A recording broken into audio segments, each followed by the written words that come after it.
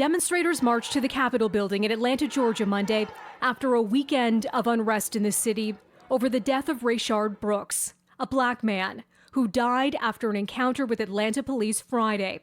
An autopsy found that he was shot twice in the back by an officer trying to arrest him for being intoxicated after Brooks was found asleep in his car in a Wendy's drive-thru.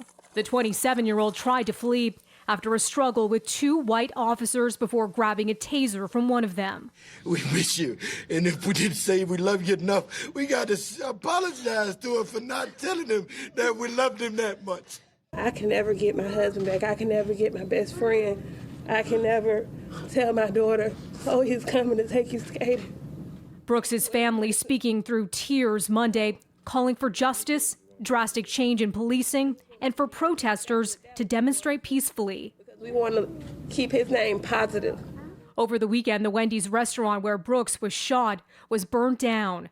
Protests reigniting after roughly 3 weeks of worldwide demonstrations against racism and police brutality prompted by the death of George Floyd in Minneapolis. In Atlanta, the city's police chief resigned over Brooks's death. The officer who pulled the trigger has been fired, and the other officer involved put on administrative leave. A decision on whether charges will be brought expected within days from now. And new from the United Nations human rights body, it's set to hold an urgent debate on allegations of systemic racism, police brutality, and violence against peaceful protesters in the U.S., but also in other countries, something that's set for later this week. For City News, I'm Melissa Duggan.